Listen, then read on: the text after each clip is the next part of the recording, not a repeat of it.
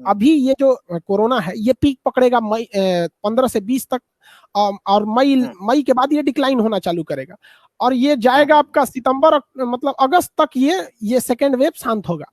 2 महीना गैप कीजिएगा बस, नवंबर तक थर्ड वेव आ जाएगा। लेकिन थर्ड वेव से हमें उतना घबराने की जरूरत नहीं है, क्योंकि जब तक थर्ड वेव आएगा भारत के 10 से 15% लोग कोरोना होकर ठीक हो चुके रहेंगे, और लगभग 30% जनसंख्या 40% जनसंख्या जो है उसे कोरोना मतलब वैक्सीन लग चुकी रहेगी। और जो छोटे बच्चे हैं, जो कुल जनसंख्या में लगभग 15% है, उन लोग को कोरोना होगा ही नहीं। तो केवल ऐसे लोग बचेंगे 25 से 30% जिन्हें कोरोना का डर है। तो इन लोग को मास्क वगैरह पहना पहना के रखें। अभी तो हमारे 80% लोगों को डर है, तो थर्ड वेव में केवल 30% लोगों को डर लगा, क्योंकि उस समय तक वैक्सीनेशन बहुत हद तक कंप्लीट हो चुका रहेगा।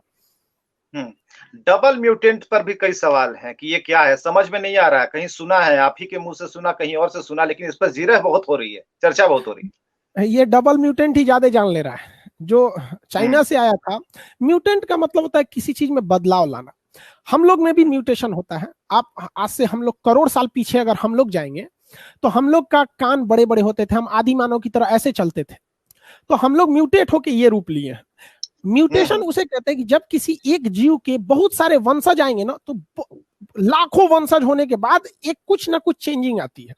अब हम लोग में क्या है कि एक इंसान की औसत जिंदगी जो रहती है 70-80 साल रहती है, इसलिए हमारा म्यूटेशन देखने में, हमारी 1 करोड़ जनसंख्या में दोबारा देखने में काफी लंबा समय लग जाता है। तो हम लोग में म्यूटेशन कम होता है।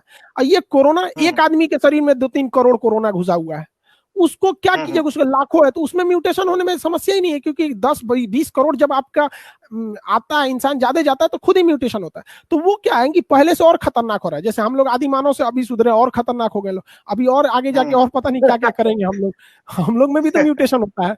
तो वो हिसाब तो रहा नहीं कि हम लोग पत्थर से शिकार करते थे, अब तो हम लोग राफेल से शिकार कर रहे हैं।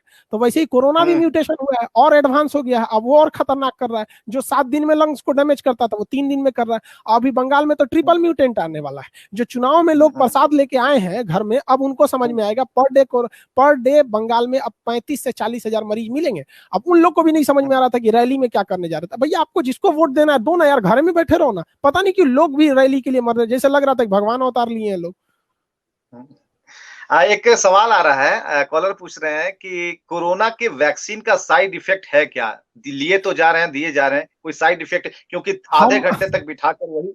हाँ, हम आज वैक्सीन लिए हुए हैं और हम इंतजार कर रहे हैं, हमको कोई बुखार उखार क्यों नहीं आ रहा है। दवा लेके बैठे क्यों आ ही नहीं रहा। और लोगों को बता दें, हमने कोविड शील्ड ले रखा है, जो सीरम इंस्टीट्यूट ने बनाया, कोविड शील्ड। कोई दिक्कत नहीं आता है।